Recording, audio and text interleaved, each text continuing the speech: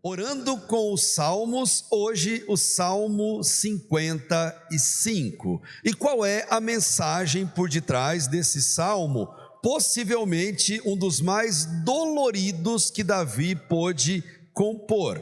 Esse salmo traz a mensagem final de que aconteça o que acontecer, confie em Deus. Confiança em Deus é a palavra-chave. Vamos entender um pouquinho o que é essa palavra confiança, que depois Davi vai nos trazer aqui nessa abordagem. Confiança é um sentimento, é uma crença, confiança é uma convicção, uma emoção, algo subjetivo que cada um tem de uma forma diferente dentro do seu coração. Se você fizer uma rápida pesquisa a respeito da palavra confiança e as suas definições, você vai encontrar coisas do tipo: confiar não é saber tudo sobre alguém, é não precisar saber. E vai um pouco além. Confiar é colocar um pouco do nosso coração no amor do outro. E tem uma que eu prefiro demais, um clichê quando fala desse assunto, mas ele é bem clássico. Diz assim: uma águia não teme o galho em que pisa, pois ela confia no poder das suas asas. Confiança é a palavra central e chave no Salmo de número 55, composto por Davi enquanto era rei lá em Israel. Mas eu acredito que a frase pronta que mais se encaixa ao que Davi quer demonstrar é essa: confiança é um tecido delicado que não aceita remendos. Davi precisou remendar a sua confiança, sem sucesso. Davi foi traído, nesse salmo especificamente, por duas pessoas que lhe eram muito queridas. Primeiro, pelo filho Absalão, que queria tomar o poder do pai, e segundo, por Aitofel, idoso, amigo íntimo, conselheiro, alguém que frequentava o palácio, e Davi o reputava como a pessoa mais próxima, mais íntima na sua vida. Mas vamos entender um pouquinho do porquê disso, porque nessa história, traidor e traído se confundem, se misturam. A traição sexual mais famosa da Bíblia é atribuída a Davi. É a mais dolorosa também, é o caso dele com Batseba. E ela chama a atenção demais, porque é uma traição de alguém que se menos esperava que fizesse. E por quê? Porque Davi é a única pessoa em toda a Bíblia que recebe um chamado de Deus, uma alcunha: o homem segundo o coração de Deus. E um homem assim, você não espera que ele faça isso. Só que a gente esquece que Davi é um homem segundo o coração de Deus, mas ele é homem, na pura acepção da palavra. Homem como qualquer um de nós que aqui estamos, como qualquer um que nos acompanha também aí pela internet. E sendo homem, Davi errou, porque homens erram em suas decisões. Algumas são equivocadas, algumas são dolorosas, são graves, mas o que chama a atenção nesse ato de Davi é que ele, ao cometer o adultério com Batseba, ele trai Urias, marido inocente da mulher, ele trai o seu exército que estava em guerra, e ele deveria estar lá e não estava com eles, mas ele trai também uma pessoa que lhe era muito querida. Falo de Aitofel. Aitofel, que era o seu amigo íntimo. Mas o que Aitofel tem a ver com essa história de Batseba? O que ele tem a ver com toda essa situação envolvendo essa traição? É que Aitofel era pai do pai de Batseba. Consequentemente, Aitofel era avô de Batseba. E muito possivelmente ele criou essa netinha no palácio. Davi a viu crescer, Davi a acompanhou, e aquele ato de Davi foi tenebroso, porque nenhum avô, cria uma neta para ser considerada uma mulher desonrada, uma mulher adúltera pela vida que se segue. Mas Davi fez isso. Ao trair Aitofel, Aitofel ficou com tanta mágoa no coração, que na primeira oportunidade que teve, ele traiu Davi, e por isso, traidor e traído se confundem. Aitofel, percebendo que Absalão, o filho mais parecido com Davi, queria tomar o poder, ele se aproxima dele e lhe dá preciosos conselhos. E os conselhos que Aitofel dava era como se viessem diretamente de Deus. O que Aitofel falava acontecia, e Aitofel aconselhou a Absalão como tomar o poder de Davi e depois, na sequência, tirar a vida de Davi. Lembrando que Davi era pai de Absalão. Detalhe, só não aconteceu isso porque Absalão não confiou em um conselho sábio de Aitofel. Se tivesse feito, ele tinha governado, tinha matado Davi e a história seria completamente outra. A traição do filho, a traição do melhor amigo, aquilo doeu tanto em Davi que ele faz a seguinte declaração lá no meio desse salmo: com efeito, não é o inimigo que me afronta, se o fosse, eu suportaria. Nem é o que me odeia que se exalta contra mim, pois dele eu me esconderia. Mas és tu, homem meu igual, meu companheiro e meu amigo íntimo. Juntos andávamos, juntos nos entretínhamos e íamos com a multidão à casa de Deus. Aitofel confiava em Davi, Davi confiava em Aitofel, mas em algum momento essa relação, infelizmente, teve essa traição.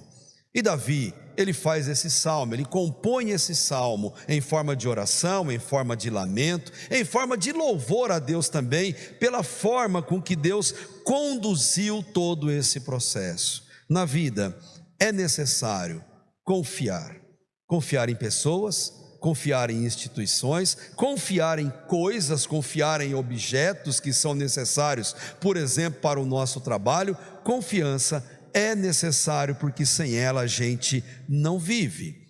O que Davi faz? Um lamento individual. Davi derrama o coração nesse salmo, ele abre o peito e sem qualquer ressalva, ele vai dizer a Deus o que ele sente, pede para Deus fazer justiça com os seus inimigos e ao mesmo tempo ele louva a Deus pelo que Deus fez e a forma que Deus fez na vida dele. Falta de confiança gera adoecimento, e para livrarmos de adoecimentos, os salmos são remédios para a nossa alma. Medique-se nos salmos, os salmos são feitos a Deus por isso. E Davi vai fazer uma declaração maravilhosa e eu quero caminhar com você por ela. Primeiro, ele vai fazer uma oração, uma primeira parte da oração, expressando a angústia que ele tem no coração dele. E olha como Davi é homem exatamente igual a qualquer um de nós. Davi, ao dizer o que o angustiava, ele demonstra um sentimento escapista. Ele não quer passar por aquilo, ele quer fugir, ele quer desaparecer, ele quer cavar um buraco na parede, entrar nele e não sair dali nunca mais. Olha o que ele vai dizer a partir do versículo 1: escuta a minha oração, ó Deus, não ignores a minha súplica, ouve-me e responde-me. Os meus pensamentos me perturbam, eu estou atordoado, diante do barulho do inimigo, diante da gritaria dos ímpios, pois aumentam o meu sofrimento e irados mostram seu rancor. Olha como estava o sentimento dele: o meu coração está acelerado, síndrome do pânico, os pavores da morte me assaltam. Quem já sentiu isso sabe o peso desse sentimento. Temor e tremor me dominam, o medo tomou conta de mim. Davi está amargurado, amedrontado, desesperado, tenso. Todo o corpo de Davi está demonstrando aquele sentimento ruim dentro do coração dele. E quando qualquer um de nós passa por experiência semelhante, o único sentimento que destaca é o escapismo. A gente quer fugir, a gente quer escapar, a gente quer evitar, porque nós não queremos passar por esses momentos, e quando passamos, queremos desesperadamente fugir deles. Você sabe disso, do que eu estou dizendo. Nós somos seres humanos e passamos por experiências iguais. Olha o que Davi disse no versículo 6: então eu disse, quem dera eu tivesse asas como a pomba, eu voaria até encontrar repouso, de preferência longe do problema. Olha o 7, sim, eu fugiria para bem longe, e no deserto eu teria o meu abrigo. E Davi deve estar falando isso em meio às lágrimas, em meio a soluços, prostrado no chão, em meio ao desespero. Foi algo tão profundo que esse homem disse, que ele respira nesse versículo, e ele termina com o selá, o interlúdio, uma pausa que deve estar constando aí na sua Bíblia, como se dissesse para a alma dele e para cada um de nós: pare um pouco, reflita, respire, enxugue as lágrimas, e só então você prossegue nessa oração. Foi o que Davi fez. Mas a dor era tão intensa que depois de fazer o selá, o interlúdio, olha o que ele diz no versículo 8: eu me apressaria em achar refúgio longe do vendaval e da tempestade. A angústia era tanta que mesmo depois da pausa, ele continua demonstrando o sentimento de escapismo. Ele faz um desabafo, e desse desabafo sincero, verdadeiro, ele vai prosseguir na oração dele, mostrando o quanto Deus é justo e pedindo justiça àquelas pessoas que lhe faziam mal. Era Aitofel, era Absalão e era grande parte do exército, até então leal a Davi, que agora tinha virado as costas para ele e queria dominar completamente o seu reino. O que chama a nossa atenção nesse salmo, queridos, é a sinceridade dele em falar com Deus. Deus, ele já sabe o que está no nosso coração, mas ele nos dá o privilégio de abrirmos a boca e falarmos exatamente o que nós estamos sentindo, porque o falar é terapêutico, o falar tem poder curativo na nossa alma, e é o que Davi faz. E aí ele prossegue no versículo 9, pedindo pela justiça de Deus, numa parte mais dura da oração. Ele diz: destrói os ímpios, Senhor, confunde a língua deles, pois eu vejo violência e brigas na cidade. Assim como no caso lá de Babel, ele pede: Deus, confunda a língua deles, não dê outros idiomas, não, que eles falem a mesma língua, mas que eles não se entendam, que eles falem uma coisa e o outro entenda outra, que eles tenham uma intenção e o outro não consiga compreender aquela intenção. Estava uma bagunça, gente leal a Davi, gente leal a Absalão. E aí o que ele vai dizer no versículo 10? Dia e noite eles rondam pelos seus muros, e nela permeiam o crime e a maldade. A destruição impera na cidade, a opressão e a fraude jamais deixam suas ruas. E aí ele faz aquele desabafo mais profundo: se o inimigo me insultasse, eu poderia suportar. Se um adversário se levantasse contra mim, eu poderia me defender. Mas logo você, meu colega, meu companheiro, meu amigo chegado, Absalão, Aitofel, o exército, oficiais, soldados que estavam ali, você com quem eu partilhava agradável comunhão enquanto íamos com a multidão festiva para a casa de Deus. E o que ele pede? Versículo 15: que a morte apanhe os meus inimigos de surpresa, desçam eles vivos para a sepultura, pois entre eles o mal acha guarida. Naquele tempo as orações tinham uma lógica muito comum de retribuição, o mal retribuído com o próprio mal. Essa lógica ela mudou, graças a Deus, no Novo Testamento. Mas aqui Davi, ele é sincero em fazer isso. Ele não quer a morte do filho dele, Absalão. Tanto que quando Absalão morre, a história bíblica nos mostra que Davi sofreu barbaridade por aquilo. Ele não queria a morte de Aitofel, amigo dele, porque ele sabia que ele deu causa à traição provocada por aquele homem. Davi, ele mistura sentimentos aqui, de tristeza, de revolta, mas também de justiça. Davi tinha muito medo dos conselhos de Aitofel. Aitofel foi seu conselheiro por décadas, e ele sabia da sabedoria daquele homem. Então ele pede: Deus, que tudo de sábio que Aitofel falar, que as pessoas não entendam, ou entendam ao contrário do que ele está falando, confunda a língua deles, porque ele sabia que Deus faz justiça dessa forma. E é interessante que o mal sempre faz mal a si mesmo, e os maus sempre se darão mal. Já vimos isso nos salmos anteriores. Isso vai acontecer com os dois. Absalão, ele vai pagar caro, pois ele vai morrer em combate por conta dessa rebelião. E Aitofel, eu vou ler para você o que Samuel contou do final da vida de Aitofel.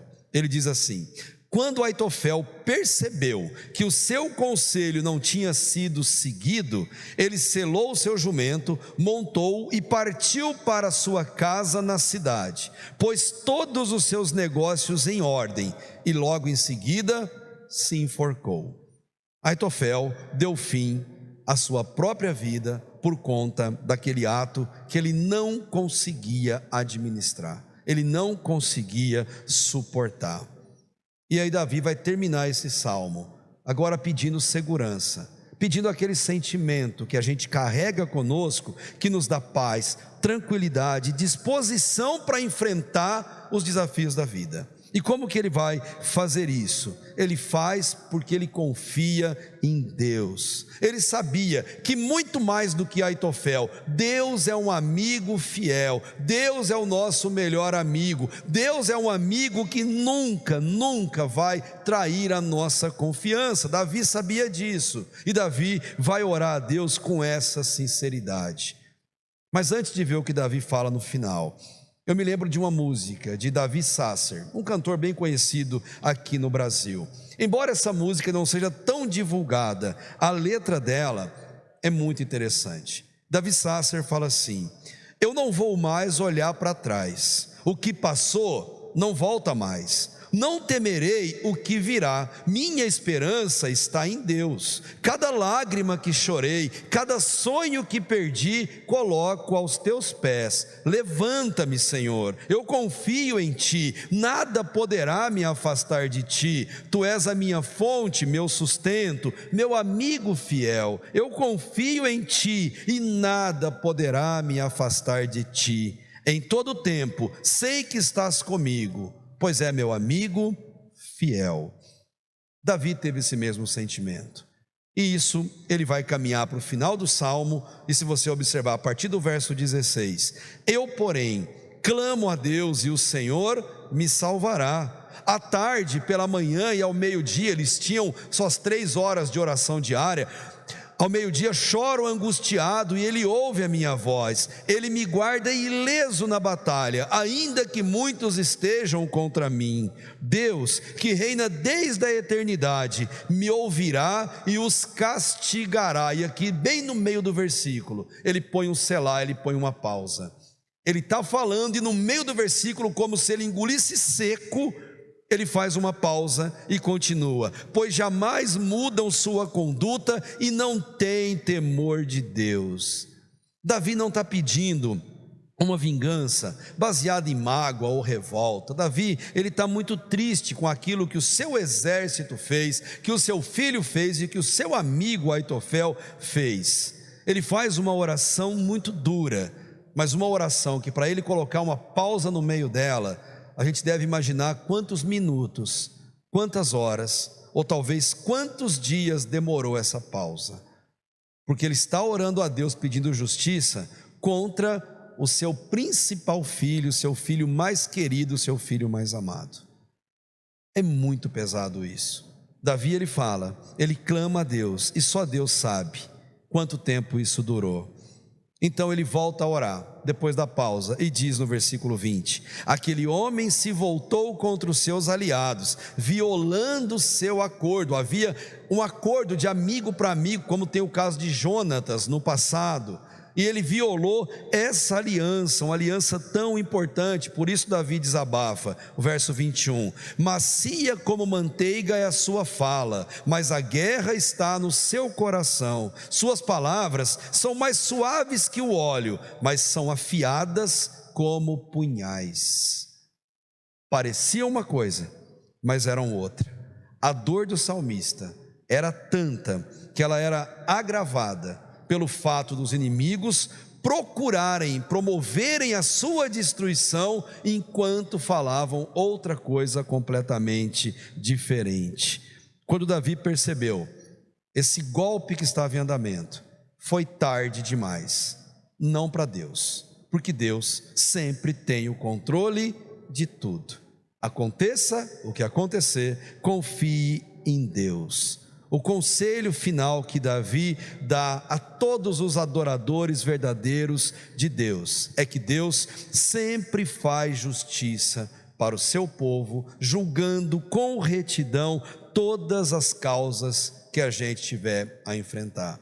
A Bíblia nunca diz quando isso vai acontecer, mas ela diz que isso vai acontecer com certeza. Por isso, o esperar é parte da resposta da oração. A gente ora, a gente espera. Davi termina assim, versículo 22: entregue suas preocupações ao Senhor e Ele os susterá. Jamais permitirá que o justo venha a cair. Jamais permitirá que o justo venha a cair. Eu quero terminar lembrando também de um hino, uma oração escrita por Edgar Page, isso lá, começo do século passado. Ele foi muito feliz quando ele declarou a sua confiança em Deus, e isso se tornou em um dos hinos do cantor cristão que a gente tem e tão pouco canta. É o hino de número 348, e nesse hino ele fala algo fenomenal. Ele diz: confiando em meu Jesus, dele vem-me paz e luz. Quando vem a provação, Ele dá-me a sua mão. Dá-nos o Consolador, que nos enche de fervor e não deixa tropeçar quando o tentador chegar. E se nele eu confiar, poderei então cantar. Quando o temporal bater, vem assim o que vier. E olha que lindo: ó, enquanto aqui viver, confiança eu hei de ter. Quando a vida terminar, lá na glória irei cantar. Cantar o quê? Confiemos nele já, vencedores nos fará. Através da provação, dá-nos força e direção. Isso é confiar em Deus. Isso é louvar a Deus por meio da música, por meio da poesia. E não é à toa que Davi faz a assinatura final do salmo, a sua assinatura que serve de moldura desse salmo no verso 23. Mas tu, ó Deus, farás descer a cova da destruição aqueles assassinos e traidores, os quais não viverão a metade dos seus dias. Quanto a mim, porém, eu confio em ti. Você tem coragem de escrever no chat? Quanto a mim, porém, eu confio em ti. Você pode dizer isso no seu coração?